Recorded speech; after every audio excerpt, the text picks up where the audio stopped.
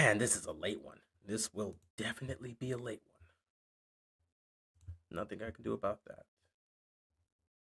All right, so probably gonna want to go here, and also gonna want to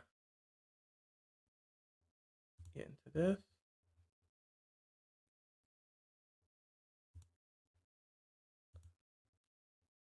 Oh, what? What the?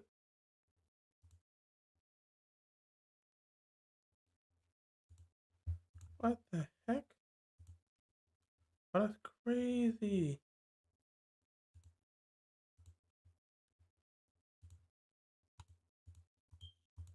How many of these tabs do I have open? Okay. There we go. What the? There we. Oh, okay. For some reason, you're acting up today. Okay. I think that's good.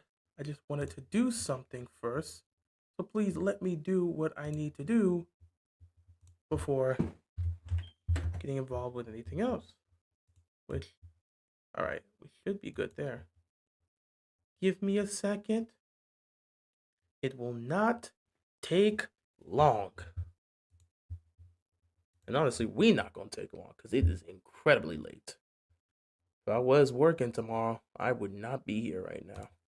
But we gotta get this out because the play-in tournament is set up perfectly so that you will immediately jump into the playoffs as soon as the play-in tournament finishes.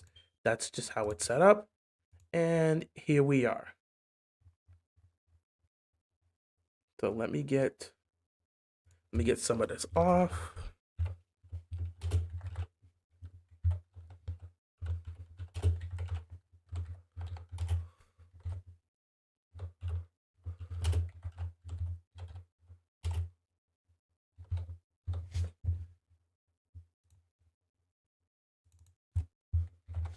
Let's see if I can get some of this off.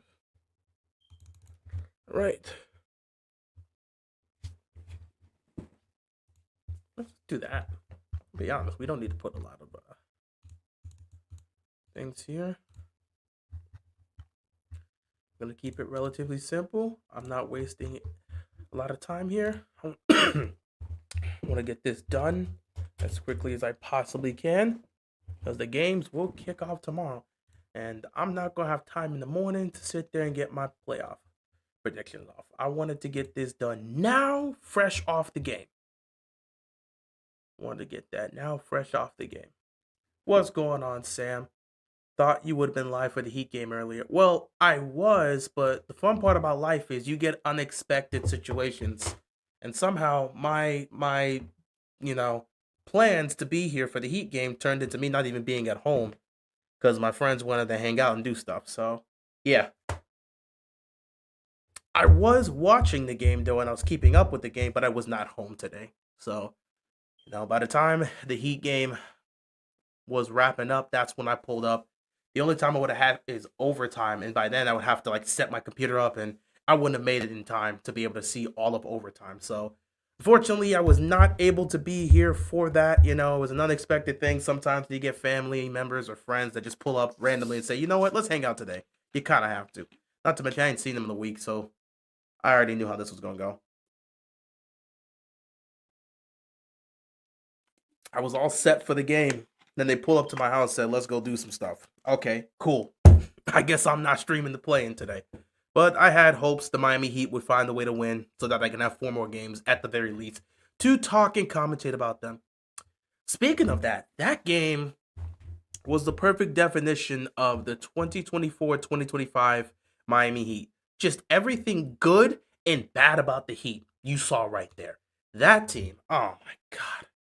That team, that same team through 3 quarters that looked like one of the better teams in the league, that looked like a legitimate playoff team. You got that Miami Heat to show up against the Atlanta Hawks. At the same time, that same team that led the league in losses when they when they were leading through 3 quarters. We have 15 losses this year. when we are leading games through 3 quarters. That's the most out of anybody in the league. That same Heat team showed up again. You saw the good and the bad of the Miami Heat. The ability to start off fast, the ability to score in multiple avenues, the defense, the ability to get a lead against any opponent, you saw that. But you also saw the empty possessions, Hero just pulling up for 3 with 17 seconds left on the shot clock, idiotic turnovers, dumb decisions, blow-bys, mental mistakes defensively that causes you to blow the lead in the fourth. All of that you saw with the Miami Heat. So I was not surprised. And when the Hawks took the lead and they had a 7-point lead, I sat back and said, Miami's really going to go out like this? This is how your season's going to end. You had a 17-point lead and you're going to blow it. Of course. But Miami locked in, tied the game, and then it became a back and forth affair until we got down to the final minutes. They had a chance to pretty much put this on ice. Tyler Hero missed a free throw at the line. It left it to a 2-point game instead of being a 3-point game. And at the end of the day, when you've got Trae Young in these situations, he just does not phase away. Trae Young in game tying or game winning shots, he's one of the best in the league. So as soon as they gave him the ball, I knew he was going to take Wiggins one-on-one, drive to the basket, and finish with a tough layup. And when he did that and got a step on Wiggins, I was just waiting for the ball to go in. And I knew we weren't going to come up with a good play with a second left, so I knew we were going to OT. The question is, what will we do in OT? And the answer is simple. We'll just let Davion Mitchell take over in overtime and look like the best player on the court. Davion Mitchell, man. You give that dude a lifetime contract. You do not let that dude leave Miami. Davion Mitchell should not leave Miami. Give that guy a contract extension tonight. That dude locked up Trae Young in overtime and then was hitting clutch threes like he was Steph Curry. I mean, Davion Mitchell is the only reason we survived OT and advanced to the playoffs. Shout out to him. And Hero did make a tough 3 in OT as well, and guys were making plays. So, yeah, are you still a Miami Heat fan? Yeah, I haven't changed from that. Why would I go to another team? But yeah, shout out to Hero for making that clutch 3. And shout out to Davion Mitchell because he saved us. I really thought Miami was going out. He saved us tonight in OT. We shouldn't have even gone to overtime. We shouldn't have even blown the lead. But Miami has done that all season long. Again, 15 losses this year when leading through 3 quarters. That's the most any team had this season. We know how to get a lead. We know how to start fast. We do not know how to close games out. And we constantly blow these double-digit leads. And we did it again tonight. Only difference is we found a way to survive and get it done. So, yeah, Tyler Hero with 30 points in that game. Shout out to him. Back-to-back games of 30-plus points in the play-in. By the way, we are the play-in kings. That's not a good thing, but we are the play-in kings. We're the first play-in team in NBA history to get to the NBA Finals. Tonight, with this win, we also become the first play-in team to advance to the playoffs from the 10th seed. No 10th seed play-in team had advanced to the playoffs. We just did it. So apparently the Miami Heat, they're the kings of the play-in tournament. You put them there, they'll find a way to make the playoffs. That's just what we do. And now, with that, we head on to Cleveland for a very interesting first-round matchup. On the flip side, you had Dallas and you had Memphis, and those guys in Dallas should be ashamed of themselves. Anthony Davis, shout out to you, man. You played your heart out, 40 points tonight. You did what you needed to do to carry this team. Klay Thompson tried to help, but no one else was ready to play. These guys just came out here and absolutely looked like trash. PJ Washington was a disgrace. It was horrible. Meanwhile, Memphis, they just beat him with team basketball. Like, Ja was not playing well. He's still recovering from the ankle injury, as you could tell. And dude was not looking the best throughout the game, but his teammates stepped the hell up and made shots. And they basically shut down the Mavericks offense through the first half. And then they maintained that through the second half. Although Dallas did go on a run towards the end of the second quarter, and then they started going on another run in between the third quarter. But Memphis made enough plays to hold on to that lead. They maintained the lead, and then at that point, it was a wrap for the Mavericks. So Mavericks get eliminated. That's tough. This has been a disastrous year for them, or second half of the year. From trading Luka, which again, that's the choice they made, to losing Anthony Davis in his first ever game, him being out for several weeks, he came back. Thankfully, because he came back, you were able to be in the play-in tournament and potentially make the playoffs. But he goes down. Lively's down at that point. Gaffer's down at that point, and you lose Kyrie to a season-ending injury. You're basically teetering. AD comes back, leads you to the play-in tournament. You win the first play-in tournament by dominating the pathetic Kings, and then you get walloped by the Memphis Grizzlies. So that's tough. That's tough, man. That is very tough. That is very tough. Meanwhile, on the flip side, you traded Luka to the Lakers, and the Lakers went from a play-in team to a top 3 seed. So you take that however you want to take that. And with Luka on that Lakers team, they are a legitimate threat to win it all. So that's pretty much your wrap-up for tonight's games. Miami gets the win. They are the play-in Kings, which is not a good thing to say, but that's the reality of the situation. And Memphis heads on to take on OKC in the first round. Meanwhile, Dallas season ends here, and Atlanta season ends here with a lot of questions because where are you going to go from here in the Trae Young era? You do realize his contract is going to be up, I think, within the next 2 years. Does he want to stay in Atlanta? If nothing's happening, will he continue to just stay in Atlanta and just work through this? Is this how he wants his career to go? Are they ever going to give him the proper tools to succeed? A lot of questions here involving Trae Young. And we're going to find that out relatively soon. They going to have to figure some stuff out. That's all I'm going to say. They going to have to figure some stuff out.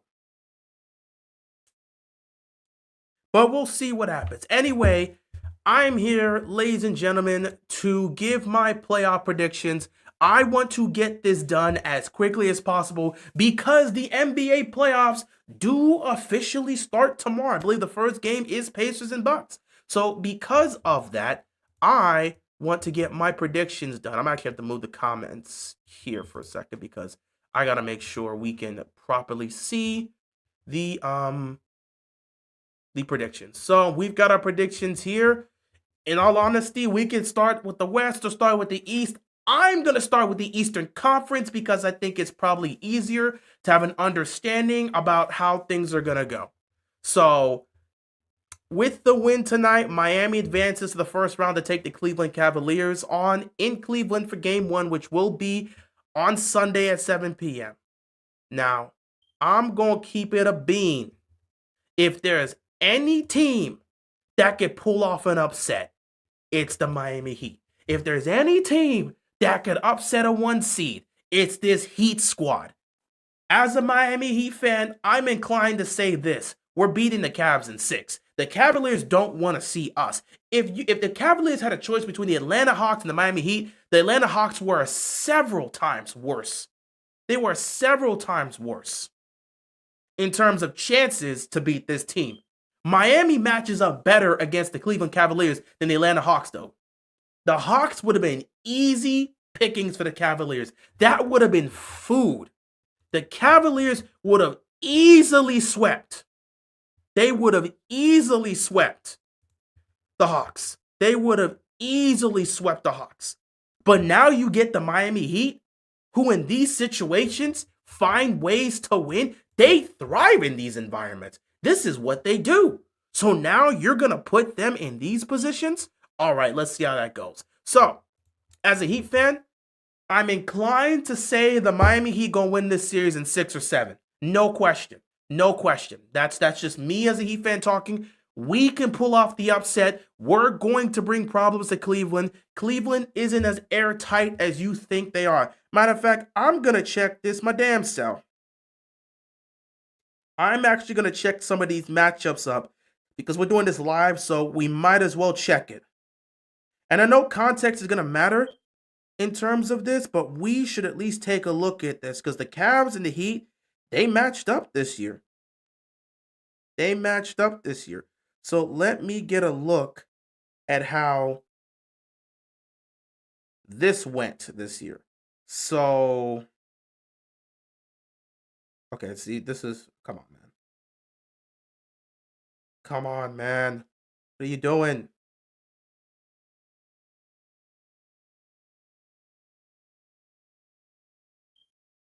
Okay.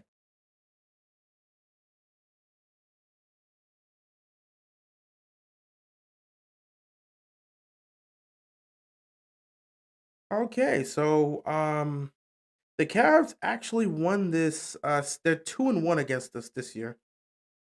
They're 2-1 versus the Heat, but that third matchup was a game where Miami choked the game away. That third matchup, Miami was leading and they blew the lead.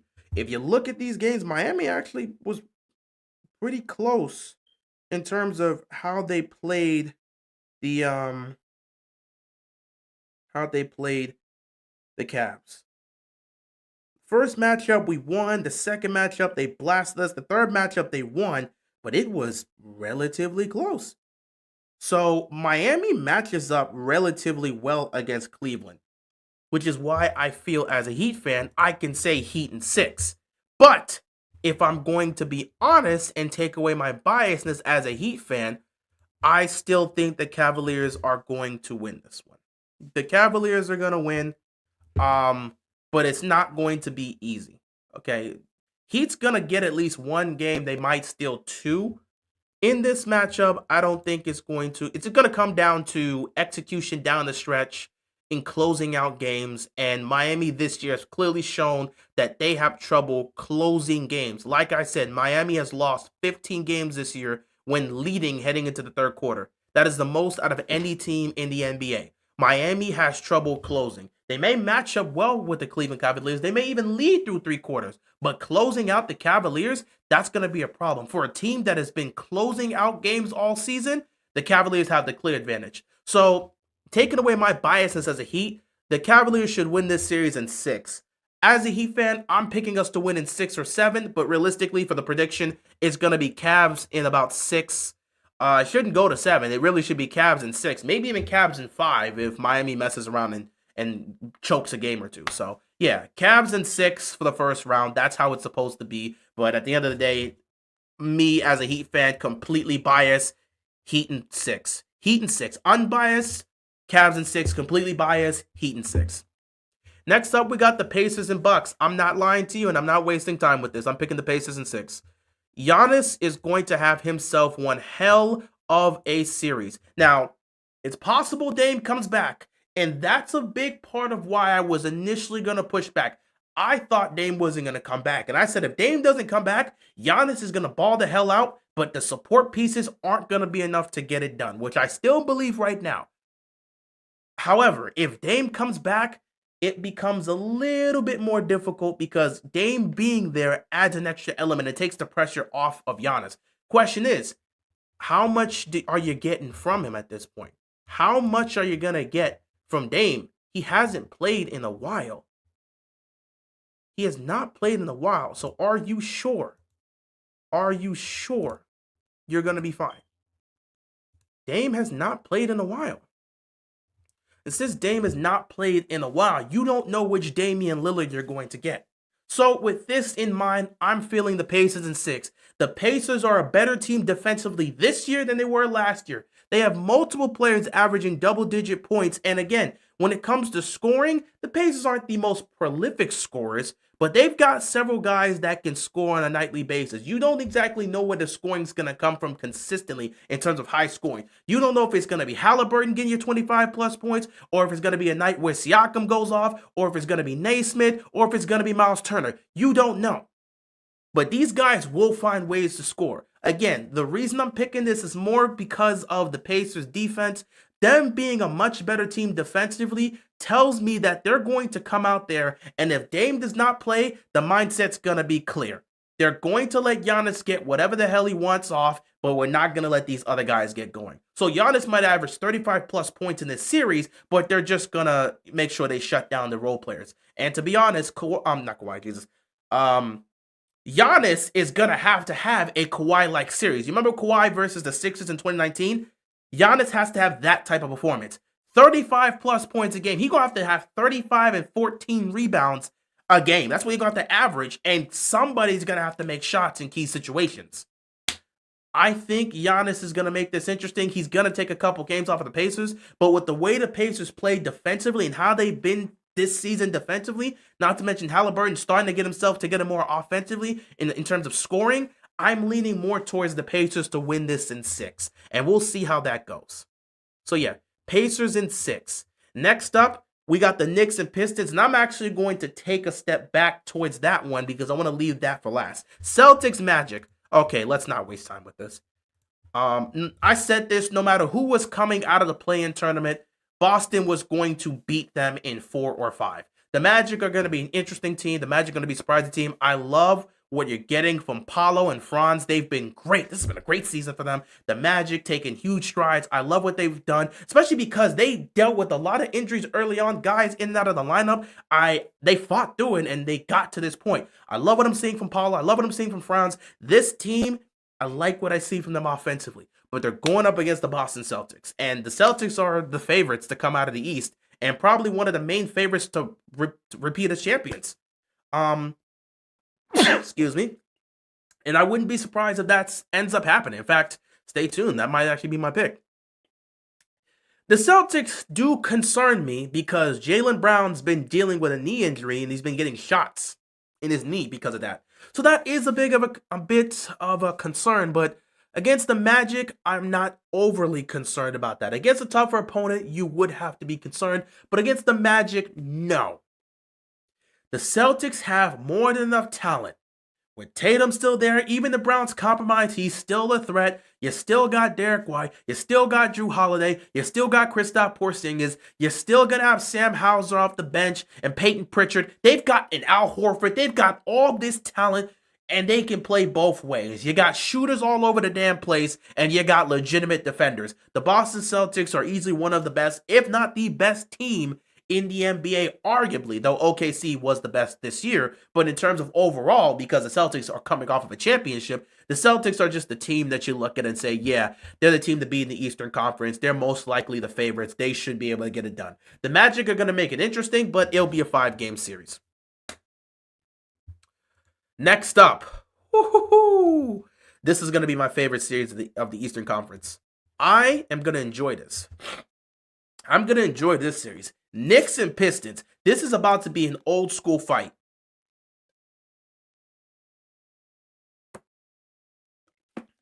I want to see fights on the court. I want to see squabbles. I want to see Isaiah Stewart get ejected. I want to see somebody potentially get suspended. This is going to be an old school classic.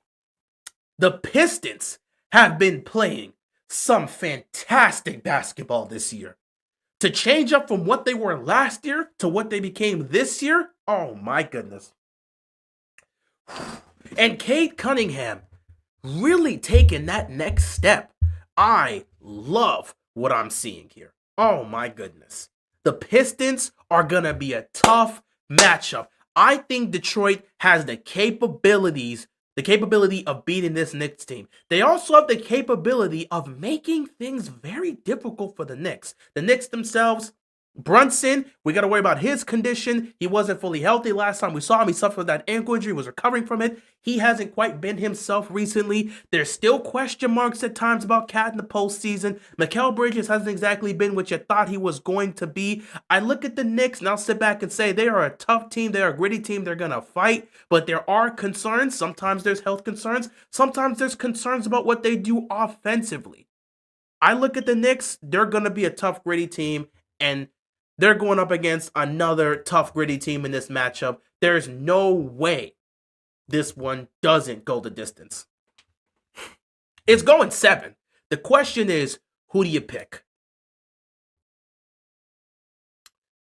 The Pistons are going to be a nightmare for the New York Knicks. But the Knicks are built to win this. If there's one thing I'll say about the Knicks, is that with this squad aligned and with Jalen Brunson playing the way he plays, they're not losing in the first round. The Knicks are a second-round loss team. They're not a first-round loss team. And even though the Pistons have been great, the Knicks match up better overall against the Pistons. Now, again, I will be fair. Let's check the matchups here. I don't exactly know what the record is. Now, this has to be noted because I was watching those games, but sometimes records are records and people don't care about that.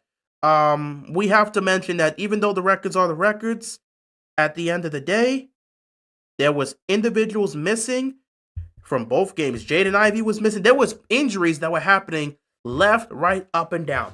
The Knicks and the Pistons matched up 4 times this year. The Knicks are 1-3 against the Pistons. I want to repeat this. The New York Knicks in the regular season, they were 1-3 against the Pistons. So that is something that is very noticeable. But you also have to understand that the Knicks were missing players during that time. Now, again, Jaden Ivey's been pretty much missing since December, so that's a guy that was missing during some of those matchups. But with the Knicks, they were missing several guys. The one concern you have about the New York Knicks is their health, and that's the same case that's the same case for them every year. It was the same case last year. They should have been able to beat the Pacers, but by the end of that series, everybody was just hurt. Nobody was left. And when Brunson finally got injured, that was the last straw. And they died on the court. The health has always been a concern for the New York Knicks. And it's probably going to be a concern for them again this season. However, on this postseason. However, I don't think it's going to be enough to stop them from winning this matchup against the Pistons. I am going to pick the Knicks. Despite what happened in the regular season, it has to be duly noted that guys were injured throughout that. And you also have to mention that the Knicks are a severely improved team when when Karl-Anthony Towns is in the lineup versus not. I look at the Knicks, I sit back and say,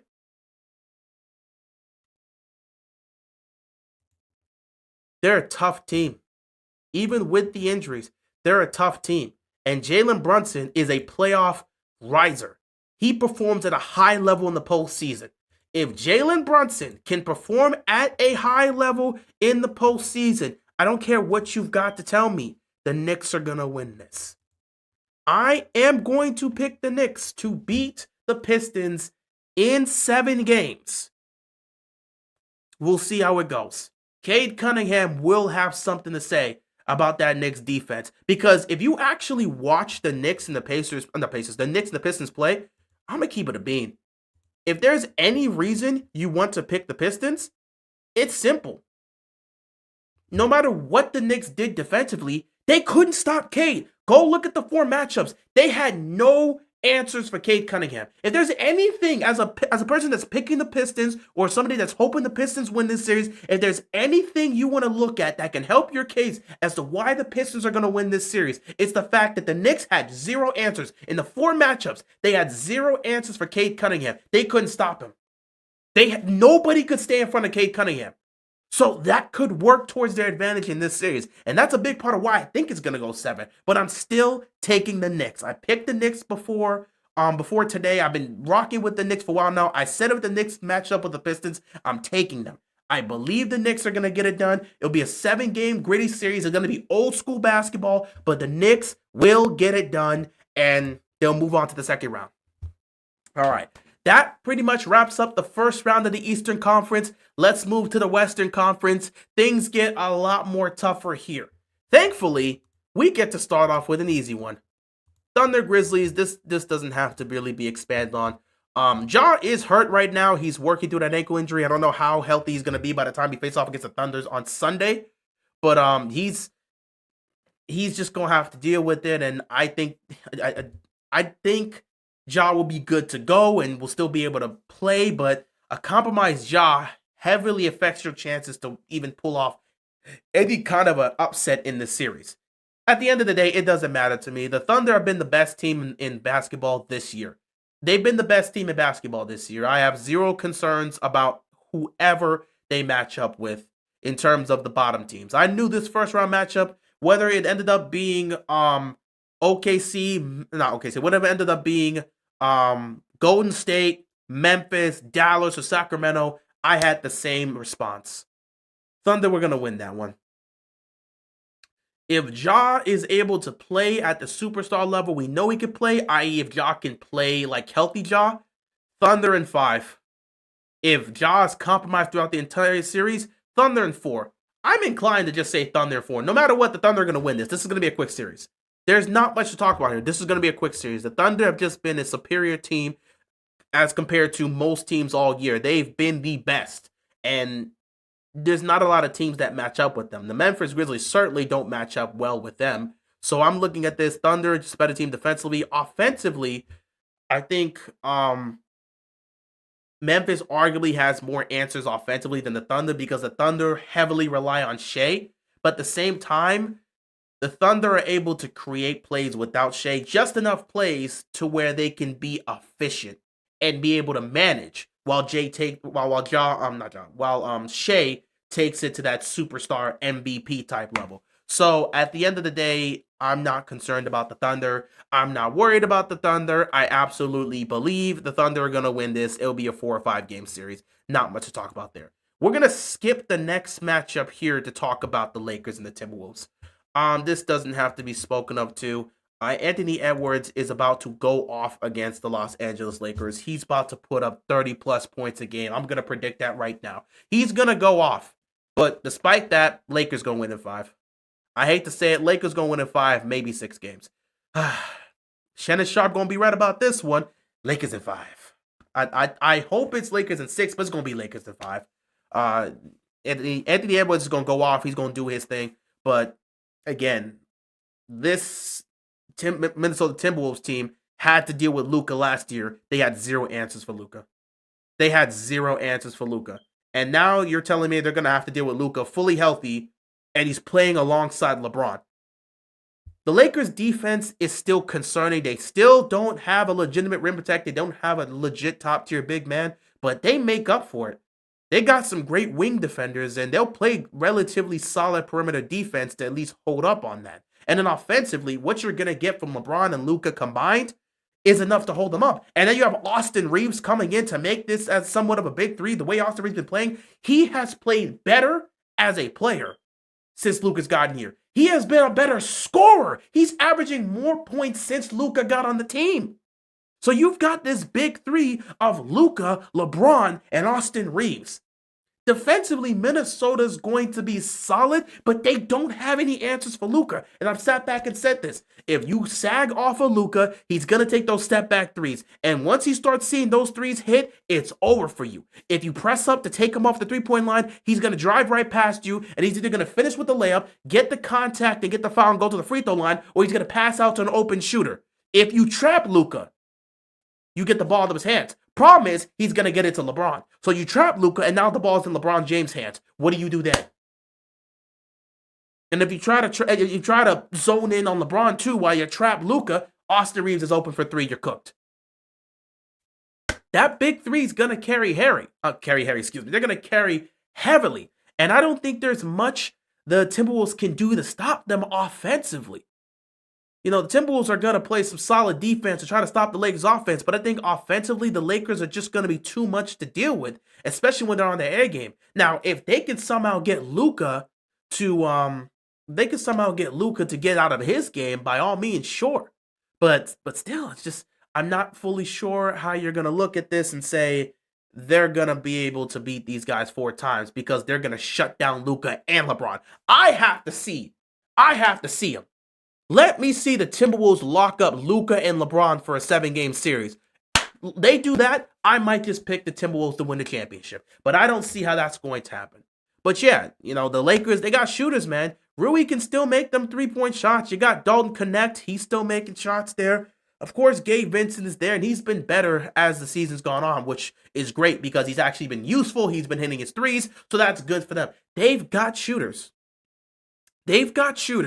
They've got a big 3, and defensively, they're not the best defensively, but they do just enough defensively to keep them solid and competitive against any team in the NBA. It's Lakers in 5. If Minnesota can really pull out some great great performances, and they can get some decent matchups, you're seeing moments where Ant's taking over, Julius Randle all of a sudden becomes a playoff riser, something he's never been in his career. You get something great from Rudy Gobert because he doesn't really have a matchup here. The Lakers don't have a legitimate big man, so Rudy should be able to do something. But the problem is the Lakers are just going to pull Rudy from the paint. They're going to pull him to the 3-point line. And we saw what Luka did last year when that happened. If Luka gets matched up on Rudy, he's going to cook. So again, it's a tough matchup. It's going to be an exciting matchup, but it's Lakers in 5. It's Lakers in 5. We'll just have to see what happens there. Next up, okay. This is a toughie, man. Rockets and Warriors. Listen. listen. I have been a huge, I've been a huge advocate for the Houston Rockets this year. I have been a huge advocate. I'm so proud of how they've played this year. I'm so proud of them. They absolutely deserve all the praise this year. And the one thing that I've hated is how people have talked about the Rockets as if they're just food. They're food. They're not all that. They're the youngest team. They've got no playoff. That's cool. The way y'all have talked about this Rockets team, who, by the way, is the 2 seed in the West, y'all act like this team is complete garbage. No. No. The way I've seen a lot of these media people talk about them, y'all treating the Rockets like they're easy pickings and easy food, and this Warriors team is just going to pick them apart. Despite the fact that the Warriors actually do have some issues, which I guess we're just going to pretend is not the case. Again, Sengun's been having a great year. Amen Thompson, he's been great. Jalen Green's been doing his thing. You get Van Vliet there. You get Dylan Brooks, Steven Adams. They have some great, they got a lot of young talent and a lot of great players. A lot of young talent and a lot of great players. Some good veterans. They've got some good veterans, and these veterans are going to help them out. They're going to help them out in the biggest moments. Van Vliet has championship experience. He's going to be better prepared for a matchup like this. He absolutely is going to be. And I feel like we have to give more credit to that. I feel like it's going to be quite surprising at how the Rockets play in this postseason. I'm rooting for them. I am absolutely rooting for them. I am 100% rooting for them, and I hope they prove people wrong. But I have to be objective here. And at the end of the day, the Warriors match up incredibly well against the Rockets, and the Rockets' lack of experience is going to be the topic of conversation in these playoff games. I tweeted this out a few days ago. The Rockets are going to have to grow up fast because the person that's coming to their town for game 1 is somebody that has killed their team time and time again. Steph Curry is a legitimate threat, and he takes it personal against the Rockets.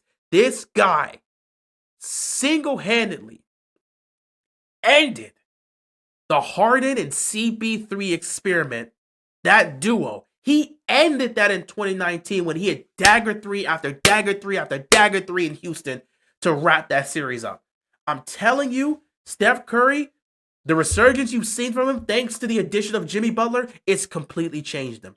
Now, last time the Rockets took on the Warriors, they held Curry to 3 points, but the Warriors still got the win. The Warriors match up well. And here's the thing about the Warriors.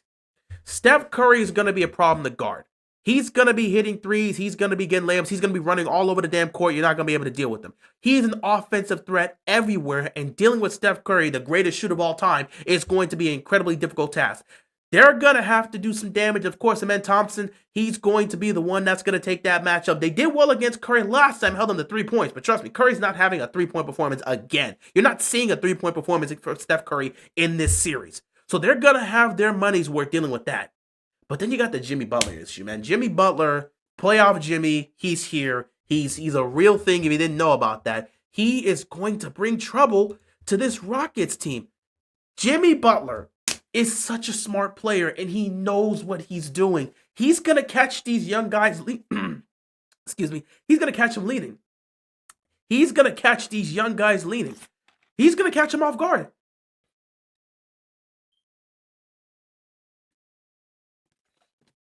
They're going to fall for the pump fakes.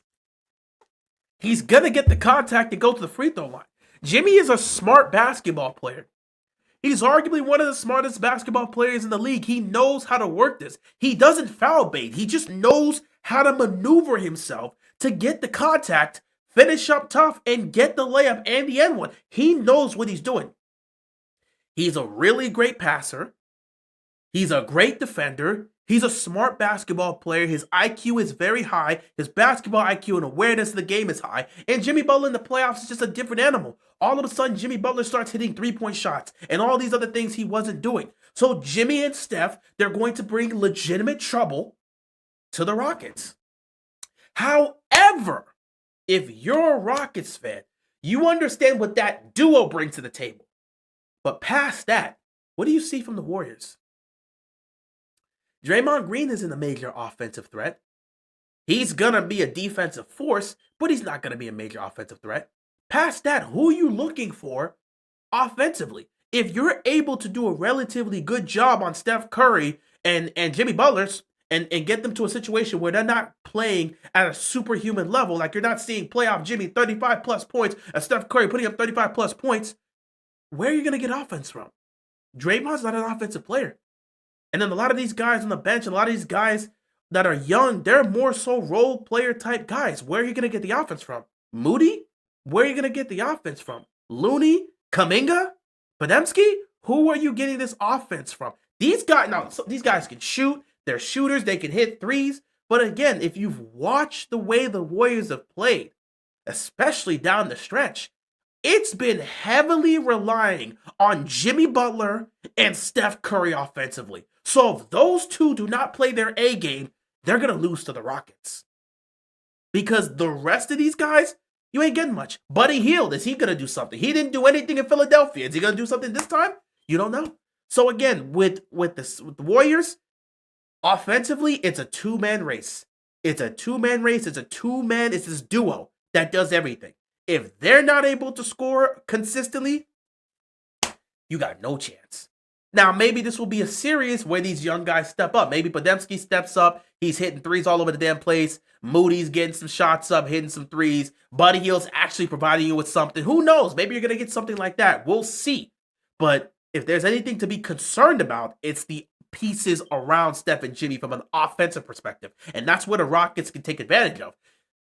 On the flip side, when you talk about the Rockets offensively, the Rockets are one of the lowest assist-rated teams in the league. They don't rack up a lot of assists. The ball's not moving around as much as it needs to be, and they're not getting great looks to get easy layups and baskets and finishing and getting these assists. The Warriors are one of the highest, and the Rockets are one of the lowest. They're not a great assist team. Another issue with the Rockets, and this one is my biggest problem with them, they are not great in half-court sets. When it comes to the half-court offense for the Rockets, they struggle with that. They really struggle with that. They're not a great half-court offensive team. So when it comes to the playoffs, where things slow down, you can't always be getting things on fast breaks. You can't be getting out in front and hitting these threes in transition. When the game slows down and it comes to you having to run sets in your half-court offense, the Rockets struggle at doing that. They've struggled at doing that all season. And I think that right there could ultimately be the detriment of their series here. That's why, at the end of the day, despite the Rockets finishing with the second best record in the Western Conference, I'm taking the Warriors in 7. I'm just taking the Warriors in 7. This matchup right here, it makes sense for the Warriors here. Down the stretch, in clutch time, in these situations, with the veteran presence of Jimmy Butler and Steph Curry, mixed with the fact that the game's slowing down and you have to get in those half-court sets, and you look at the end of the day, the Warriors know what they're doing in these half-court sets. They're always going to look to get Curry open on the screen. Jimmy Butler can slow down the pace, and he could take it to the rim, get to the free throw line. They have ideas of what they need to do offensively. The Rockets struggled at doing that all season, and that ultimately could cost them in this series. And I think it will be the downfall and ultimately cost them in this matchup. I'm taking the Warriors in 7. Last but not least, Nuggets and Clippers. This is going 7. This is going to be the best matchup of the first round. Kawhi Leonard, James Harden, Nikola Jokic, and Jamal Murray. Those are your duos. Duos versus duos. Oh, man. Norman Powell stepping up. He's been great. Zubac being great for the Clippers. You look at this. You still got Aaron Gordon. Michael Porter Jr. still there. Russell Westbrook, he's going to be effective in this one. I like what I'm seeing. Both these teams match up well against each other. The Clippers, over the last 21 games, they're 18-3. So over the last 21 games, the Clippers have been one of the best teams in the league. They've been one of the best offensive teams. They've been one of the best defensive teams, if not the best, during that 21-game stretch. The Clippers, man. Fantastic. Kawhi, since he's gotten back, has returned to form. This looks like the Kawhi Leonard we saw when he went on a run in Toronto to win an NBA championship. Harden is playing his best basketball since the Brooklyn Nets day. And it's crazy to say, but this duo of Kawhi and Harden, that's been fantastic. It's been great. It's been great. Oh my goodness, it's been great. And I love it. I love it. I love everything I'm seeing I love everything. I love everything I'm seeing from the Clippers. However, I'm still hesitant here. I said this the last few days.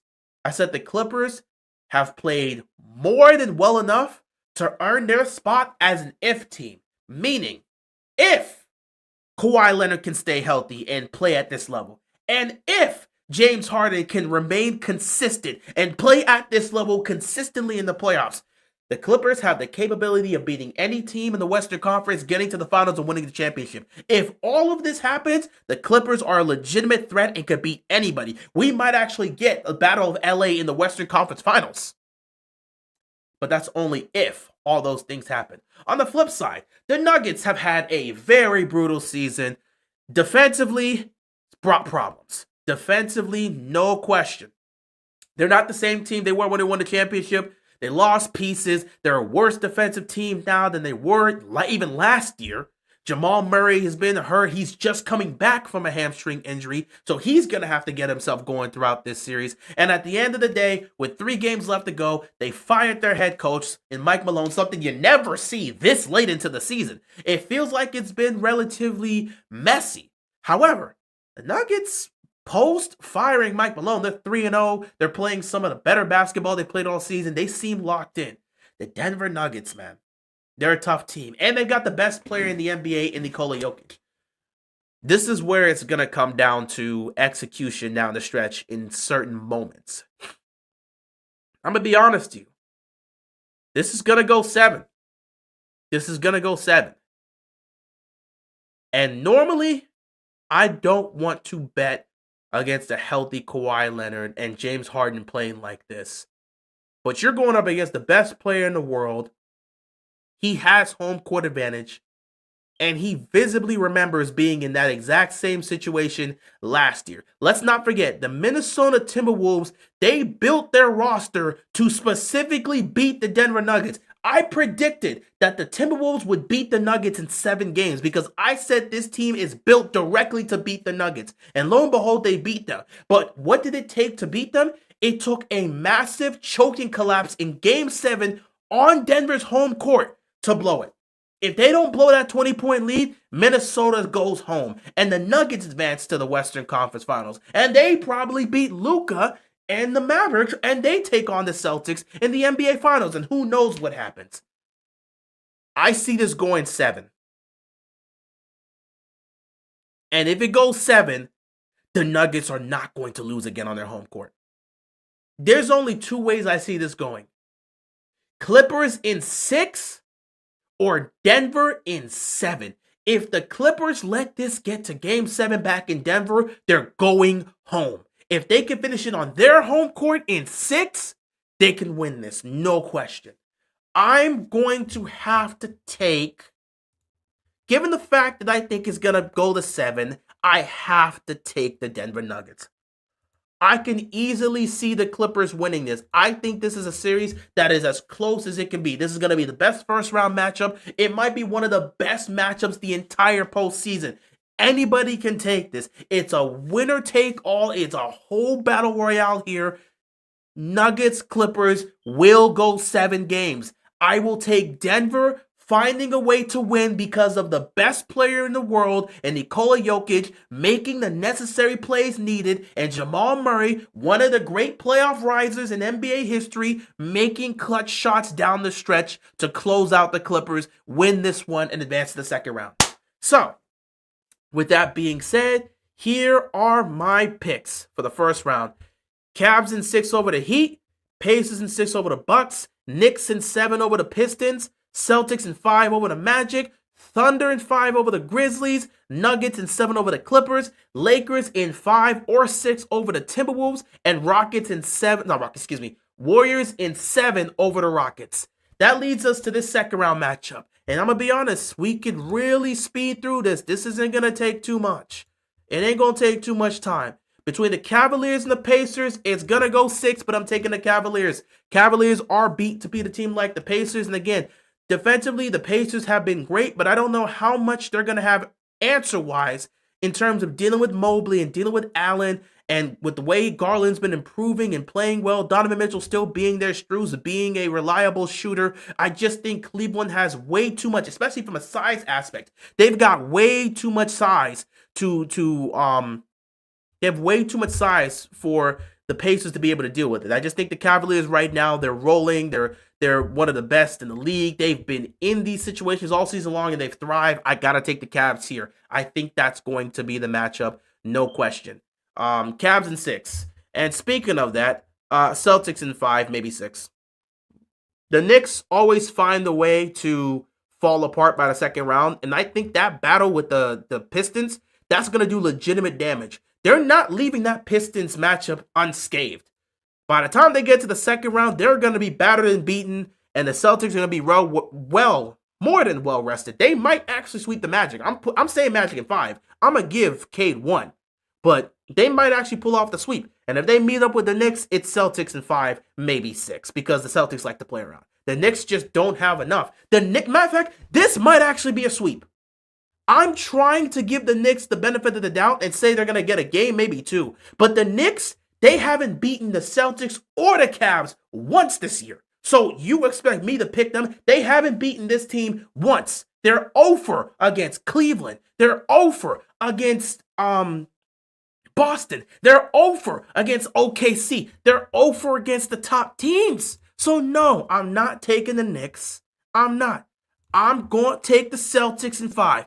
So I got Cavaliers in 6, and I got Celtics in 5. You move to the Western Conference. Buddy, I'm going to tell you this right now. The Thunder are going to have to grow up and grow up fast. And I think they're going to have to grow up and grow up fast in terms of taking that next step and breaking through the same way that old school Big Three in OKC with KD, Russ, and Harden had to go through their growing pains and eventually get through. They eventually did get through and get to the finals. I think this is the time for the Thunder to do it. I'm not wasting time. The matchup is going to be great. Jokic is going to be an issue for the Thunder, but the Thunder are one of the best defensive teams in the league. They found ways to close games, and this is going to be battle of the MVPs. Winner of this series deserves to get the MVP trophy, and I think Shea's going to win the MVP, and I think the Thunder overall are just a better team than the Nuggets. Depth-wise, they have the depth to be able to match up with anybody. Defensively, they're a better defensive team than the Nuggets. Offensively, the Nuggets offensively are more versatile, especially because of Jokic, but the Thunder do have ways to score, and again, as long as Shea shows up and plays like an MVP, they should be able to win it. I'm taking Thunder in 7.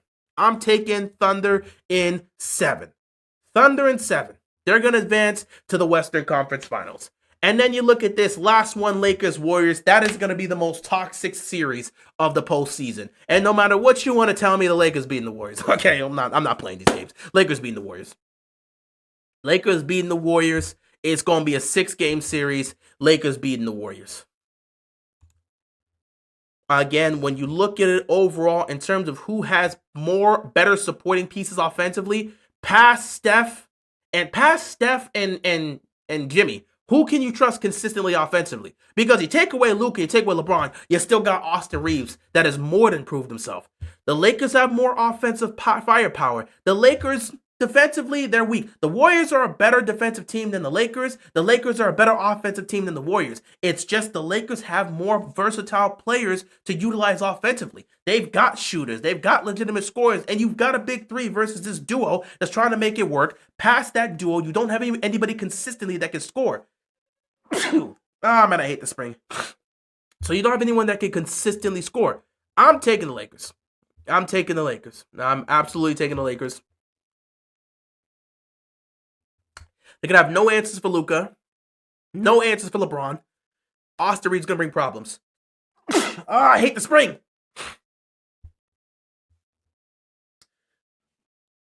Jimmy's going to do his thing. Curry's going to do his thing. This is going to go the distance. But I'm not betting against the Lakers when it comes to a matchup against the Warriors in the playoffs. Now, it'd be funny.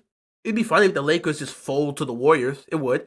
The Warriors fans will talk so much trash because there's a constant debate between LeBron and Curry. Both of them are going for ring number 5, so this is their opportunity, and we'll see what happens here. But no, I'm taking the Lakers. Lakers in 6 over the Warriors. The Lakers have the advantage in this matchup. Better overall matchup. Offensively, they're better. Defensively, the Warriors are better. The Lakers have more offensive depth pieces to utilize here. Warriors have more defensive depth pieces. So it's going to be a relatively close matchup. But again, the Lakers, just overall, when you have to deal with their big three versus this duo trying to make it work, and then you can look at that big three and they have other guys that they can rely on versus the Warriors that pass Jimmy and Steph consistently. You don't know who you can trust offensively. Whether that's Podziemski, you have to trust him. Whether that's Moody, whether it's Buddy Hield coming off the bench to give you points. Whether you got to get Kuminga involved in this, which I don't even know what they're doing with him right now. I'm just not too keen in on the Warriors, and I feel very confident, especially with the way the Warriors have played towards the end of the year and then how they played in that play-in tournament. I'm very concerned about the Warriors. When Jimmy or Steph don't score, they can't do anything. With the Lakers, if Luka don't score and LeBron don't score, Austin Reeves can go for 30-plus points. They've got more options, and they've got better overall options offensively. I'm taking the Lakers. So, we've got Cavs in 6 over the Pacers, Celtics in 5, maybe 6 over the Knicks, Thunder in 7 over the Nuggets, and Lakers in 6 over the Warriors. That leads us to this Western Conference Finals and Eastern Conference Finals matchup. Now, if it was up to me, this is my matchup for the finals. Thunder and Cavs. This is what I want. With the Thunder winning the championship, by the way. But that's not exactly how I see things going down. Cavs and Celtics, I've said this all year. The Cavs have been amazing. The Cavs have been great. The Cavs have been flawless. But the Celtics give them problems. Yeah, the Warriors just beat them 3 weeks ago. I never said the Warriors couldn't beat them. I just said through a 7-game series, I'm not going to fully trust the Warriors from an option perspective. I'm not saying the Warriors can't beat the Lakers. I picked the Lakers in 6. The Warriors are going to get games off of them. But again, past Jimmy and Steph, who do you trust offensively to show up consistently for the Warriors? Go back and look at how the season ended for the Warriors. Go back and look at that play-in tournament. If it wasn't for Jimmy and it wasn't for Steph, would they be sitting here right now? No, it took Jimmy and Steph dropping 38 points each for them to get past the Memphis Grizzlies. They've blown games against teams they shouldn't have lost to. Jimmy and Steph, when they legitimately can't score, where are you going to get the offensive production from for the Warriors? Who is that third option that you trust? When you look at the Lakers, past Luke and LeBron, you still have Austin Reeves. So again, offensively, who is that third option you're going to trust? The Warriors are good enough to get 2 games against the Lakers. The Lakers aren't this unbeatable force. But through a 7-game series, do you trust that Steph and Jimmy are going to play at that higher level and it's going to be able to overcome the production that you're going to get from Luka, LeBron, and Austin Reeves? The Warriors are a better defensive team. The Lakers are a better offensive team. The Lakers have more, they have more tools in their arsenal from an offensive perspective. They've got other guys they can go to. The Warriors do have some shooters, but they're not consistent enough to trust. So again, you're free to take the Warriors if you fully believe it. But again, I watched these games. When Steph couldn't score and Jimmy wasn't scoring, they couldn't generate points consistently. I've watched the Lakers. If Luka's not doing much, 9 times out of 10, LeBron's going to get something going. And if Luka and LeBron aren't doing anything, all of a sudden, here comes Austin Reeves hitting threes. You've got 3 guys you can trust versus 2 guys you can trust offensively. Make your choice. Western Conference Finals, Eastern Conference Finals. I want Thunder's Cavs in the finals, and I would take the Thunder to win the NBA championship. Unfortunately, I just don't see how the Cavs... I see it. I think... Let me say this right now. Cavaliers, I'm rooting for you. I want you to beat the Boston Celtics. I hate the Celtics more than anything else in the world when it comes to basketball. I want you to beat them. Let me give you a word of advice. You're going to go up against Miami in the first round. You need to study the film. Go back and look at previous years if you need to. Study the film. If you beat us, you need to keep this in mind for when you eventually face off against Boston. That zone defense always gives Tatum and that crew problems. Miami's zone defense always gives them a problem because the Celtics love shooting threes. They love shooting threes. They'll live and die by threes. And Miami knows that. So when they start running that zone, it starts becoming problematic. The difference is the Celtics, compared last year compared to previous years, they went and got somebody that can help them break that zone in Kristaps Porzingis. No question they got that. So that brings problems for the Heat because you don't have anybody specifically that you could fully match up with Kristaps Porzingis that's just breaking that zone. Bam Adebayo is your best chance, but it's not going to be too much. And we've got Ware. Kel'el Ware is a great option to help with that, but he's still a rookie. It's hard for me to say a rookie's going to be able to deal with Kristaps Porzingis when he's healthy and playing the way he's playing. The guy that breaks the zone the guy that's breaking the Heat zone is Kristaps Porzingis. So that's going to be that guy, and you've got to have someone that can match up with them. We don't, at least not yet. He's still developing. But guess what, Cleveland? You do. You've got someone in Allen. You got another in Mobley. You've got bodies you can put on Porzingis. Run that zone. I'm telling you right now, Cleveland, if you beat us, run that zone. The Celtics are weak to the zone. You play that zone defense against them, all of a sudden Tatum starts chucking up threes, it ain't going. All of a sudden, Jaylen Brown starts chucking up threes, it ain't going. All of a sudden, Derek White can't get those threes to hit. Peyton Pritchard's hitting these deep threes, and all of a sudden they can't go through. You start running that zone defense, put some pressure, force them off the line. They keep spreading the ball around. Nobody's open because you're playing zone. You're going to start putting pressure. Then Tatum's going to try to force a step back three. It's not going to go in. Cleveland, study Miami's zone defense. You're going to need it for the conference finals. So I'm rooting for you. Unfortunately, I have to be objective. I can't pick them. I think the Celtics right now, they're just the best team in the Eastern Conference. They're best prepared for a playoff run. They have the experience. They're coming off a championship. When they have their team fully healthy, nobody's beating them. This just seems like it's their time. If the Celtics are healthy, by the time they get to the conference finals, they're going to beat the Cavs in 7 games. I'm going to respect the Cleveland Cavaliers. They've matched up very well, incredibly well against the Boston Celtics. I'm hopeful we will get a classic series because Miami found a way to take Boston to 7 games. So I'm hopeful that Cleveland will take them to 7 games. And I would love for Cleveland to win Game 7 on their home court to advance to the NBA Finals. People want to see the Cavs and Lakers in the NBA Finals to have another one of those stories where LeBron gets to go up against a former team. He already went up against the Heat and beat them. For him to go up against Cleveland and get his 5th ring potentially on them would be crazy, crazy storyline. I'm taking the Celtics in 7. The Celtics again. Yeah, just with Tatum and Brown and Porzingis and Drew Holiday and Derek White and Al Horford and Peyton Pritchard and Sam Hauser, they've got way too much, man. And I know you've got Donovan Mitchell. I know you've got Mobley and Allen and Strus and Garland, but I just don't think the Cavs are going to have enough to outlast the Celtics in a 7-game series. They'll take it to 7, but they will lose in 7. I've got the Celtics beating the Cavs and advancing to the NBA Finals. On the flip side, I'm going to hate myself for this. And I'm praying to God we don't get this matchup in a 7-game series.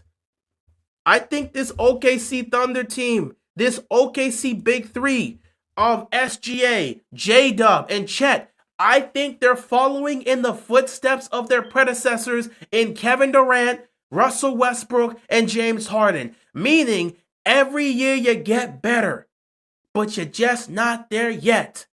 Last year they got to the 2nd round. The year before that they got to the 1st round. This year, at the very least, they're going to get to the Western Conference Finals, but I don't think they're just quite there yet. That's just me personally. I just don't think they're just quite there yet. The Lakers might have figured something out about OKC. And I've sat back and said it. This is my biggest concern with the Thunder. And if you're picking the Thunder to win the championship, this has to be stated. Explain to me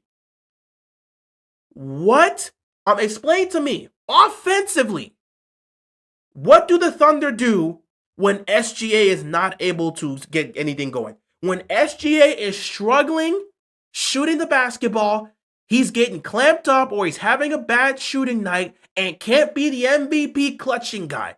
When they need someone else to rely on offensively, who is that person? And who would you look at and say, I trust him to get it done? Because if you've watched the Thunder, the biggest gripe people have had with this Thunder's team when it comes to them potentially winning a championship, and the biggest argument as to why SGA deserves MVP, is because from an offensive standpoint, it starts and ends with Shai. It starts and ends with Shai. When Shai is not able to get it going offensively, who do you trust to consistently get it done? You can't say it's Chet. You can't say it's J-Dub. And those are supposed to be your 2 and 3. Your best option is Lu Dort.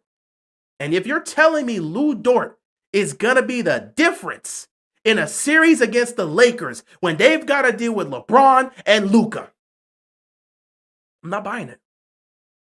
I'm not buying it. I'm not. Now, the last time they met up, man, things weren't going well. The first matchup, Lakers beat them. Second matchup, I'm talking about when they got Luka. That first matchup, Lakers beat them. Second matchup, the Thunder said, we got to win. But here's the thing. Luka was on the court when they were leading by 1 point in the fourth quarter. He gets ejected, and the Thunder take over. That's not going to happen in this series in terms of Luka getting ejected. Luka's not getting ejected. That ain't going to happen. So what do you do then? I'm telling you, I like the matchup here. I'm also hoping this goes 7. And I'm going to pick it to go 7. But I hate to say it, I'm taking the Lakers. I'm praying to God we don't get this matchup. It just feels like it's time. We haven't had this matchup since 2010. It feels like this is finally the moment to get it. LeBron, Luka, Austin Reeves, and the crew, they're going to find a way to win on the road in Game 7, on the road in OKC in Game 7 to advance to the NBA Finals to take on the Celtics. Every decade, you feel like every decade, at least every 15 years, you feel like this matchup has to happen. And if there's any year where it really feels like this matchup's going to happen, it will be this year. Now, again, you guys know what I want. I want Thunder, I want Cavs, and I'll take the Thunder to win the NBA championship. That's what I want. The problem is I don't see that being the case. Lakers, Celtics, NBA Finals. And it's going to kill me to say this. And you know what? I hope I'm wrong. I absolutely hope I'm wrong. Lakers, Celtics in the NBA Finals. Celtics in 6. Maybe 7. I think the Celtics are going back-to-back. I think if the Celtics stay healthy, they're going back-to-back. Now, I'll say this, though. The one thing that'll make me change my pick to the Lakers is if Jaylen Brown is too compromised in that series. If Jaylen Brown is compromised severely in the NBA Finals, I'm taking the Lakers. No question I'm taking the Lakers. No question I'm taking the Lakers. If Jaylen Brown is compromised severely in that series, I've got to take the Lakers. But right now, it's just I've been watching these teams all season. When the Celtics are healthy and playing at their best, nobody can beat them. They have too much firepower. You got Tatum, Brown, White. Tatum, Brown, Holiday, Porzingis, White, Hauser, Pritchard, Horford. Dude! All of these guys, to make matters worse, a majority of these guys are two-way players, so they can hit threes and they can play defense.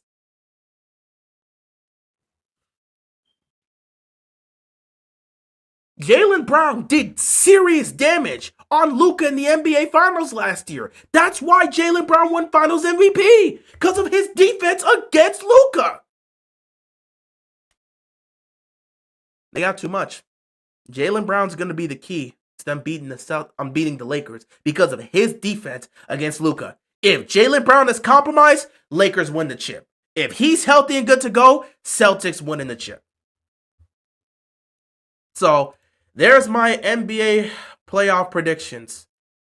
It's going to be the Celtics and Lakers in the NBA Finals, and I'll take the Celtics to win the championship. This is not what I want. This is just how I feel I was going to go, and I'm going to be pissed off for a second straight year watching the Boston Celtics win a championship. I'll be happy for my man Raven C, but I'll be disgusted watching this, and I hope this is not the case. I'm praying this is not the case, but You know, let's have to wait and see. I'm praying on the Celtics' downfall. I hope they get upset in the first round. I hope they lose the Magic. I really do. Better yet, I hope the Heat find a way to get to the Eastern Conference Finals and they beat the Celtics. If you want to ask me what I want in the NBA Finals, got you. This is just my personal pick if I wanted that. Actually, no, I want the Celtics there. I want the Celtics there. I want the Celtics there. I want a repeat. I want Heat Celtics. And better yet, run it back with the Lakers. Run it back with the Lakers. This is my predict. This is what I want. This is what I want. This is what I want. I want that one. Revenge for 2020. If you can't give me that, if I can't get Heat Lakers, bring Jimmy over real quick. I want to get a ring right on his head. So these are what I want. Miami win the championship is what I want. But we just don't got it yet. This is why it's a huge offseason. We might be going after Kevin Durant. We'll see what happens. But yeah, this is what I want. Miami to win the championship. I want Miami to win the championship. That's absolutely what I want. But we know most likely that's not going to happen. So again, we know how these matchups are going to go. And yeah, it's most likely going to be this. I just got the Celtics winning the championship. Hopefully I'm wrong. Celtics in 6 to win the championship. And that's pretty much my predictions, ladies and gentlemen. I appreciate you guys tuning in and stopping by. By the way, I have to fix this up. And let me put this back up here. Sorry about this, guys. You don't need the seats right now, but like I gotta fix this up. Anyway, appreciate you guys tuning in and stopping by for my predictions. This is very late. It's almost 2 in the morning, but I had to get this off because playoffs start tomorrow. So we'll see what happens when the NBA playoffs kick off. I appreciate you guys tuning in. I'm going to head on out of here. These are my official NBA playoff predictions, and we'll see what happens. NBA playoffs start 1 p.m. today. So, we'll see how things go. Anyway, guys, I'm out of here. I'm going to sleep. Be sure to stay safe, and peace out. Actually, wait. Before I do, let me take a look at some of the comments and see how some of you guys wanted, some of you guys probably predicted it. I always want to read the comment section before I leave out, so let me take a look at some of this. Hawks gotta get help for Trae Young. He can't do it all. I don't know what they can do at this point. What help could they get to really compete? Luka and Lakers 3 seed and Mavs and AD go home. I think Nico Harrison should be fired, but he probably won't. Nico Harrison did what he did because he chose loyalty over integrity. He wanted to be loyal to the owners. The owners didn't want to pay Luka. Somebody had to take the fall, so Nico Harrison did. Now, if you want to sit back and say he's the one that went through with the deal and stuff, he could have chose to resign to save his reputation. By all means, sure. But he chose loyalty. He chose loyalty. So they're not going to fire Nico Harrison because they know he's the scapegoat for the owners. The moment Luka left Dallas, that was it for them. Yeah, they're going to be in serious trouble right now. The Heat are wild, man. Gotta love the hate relationship. They really do, man. The Heat are such a frustrating team to watch. I'm a Pacers and Cavs fan. Unfortunately, have to play your Heat. Should be a fun matchup in the first round. Will Doc Rivers blow a lead? We'll find out starting tomorrow. I don't even think Doc Rivers is going to get a lead in this series. I see the Cavs in 5. Heat win at least one game. Most likely what's going to happen. But Heat in 6. Wanted the Heat to lose and get a good draft pick. I was arguing that for the last 2 weeks. Since we are in the playoffs now, yeah, Heat in 7. I was arguing let's get the draft pick, but at the same time, they're going to look to try to get KD or somebody in the offseason, so that draft pick is not what they're looking for. If they were low enough to get Cooper Flagg, they would have gone for it, but they're not going to be able to get Cooper Flagg, so we're not going to waste our time with that. He got the most games in the NBA this season with giving up double-digit leads. It's been a frustrating year, but the Heat culture still exists. Dude, we have 15 games this year that we've lost. 15 losses in games that we have led through 3 quarters. That is the most in the NBA. If we win those 15 games, we're a top 4 seed. If we win half those games, we're not in the play-in tournament. Craziness. I just hope Kenny Atkinson doesn't get himself ejected. We'll see. You got Pacers in 6 as well. That's cool. TJ McConnell is a wild card too. Yeah, he's a pest. But he's a very useful pest when he's on your team.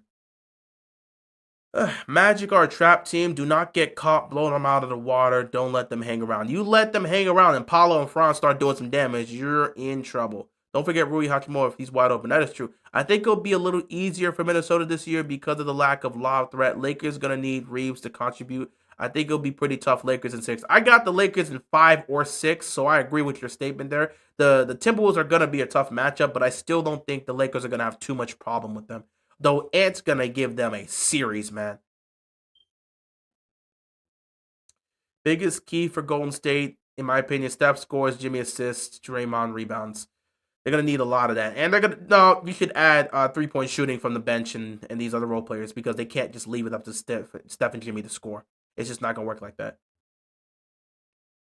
You have Celtics, Pistons, and Celtics winning 5. You're picking the Pistons over the Knicks. We'll see how that goes. It can go either way. It can go either way. Defense wins championships. Yeah. Lakers beat Thunders. Thunder in home court. Lakers in the finals. I think that's gonna happen too. I picked Lakers in 7, but we'll see.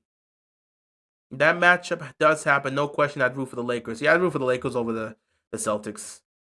Cavaliers defeat Thunder in 7 to win the NBA Finals. I'm sticking with it. So you're picking the Cavaliers to win the NBA championship. I hope that happens. I hope the Cavaliers get the respect they deserve, and I hope the Thunder get the respect they deserve. Both teams. I hope both 1 seeds get to the NBA Finals, but we'll have to wait and see. Kansas City lost. UConn, and lost. Boston will lose as well. You know what? We'll have to wait and see if that happens. Man, that'd be fantastic. I would love for Boston to lose, but we'll just have to wait and see.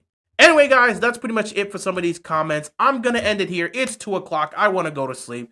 Thank you guys so much for tuning in and watching. I'll see you tomorrow not tomorrow. I'll see you in maybe if I'm able to get everything done, I should be ready for the 1 p.m. game. Hopefully, I got nothing to disturb me so I can actually commentate over these playoff games. If nothing goes wrong, you guys will see me in like 11 hours when game 1 of the NBA playoffs kick off. So until then, guys, be sure to stay safe.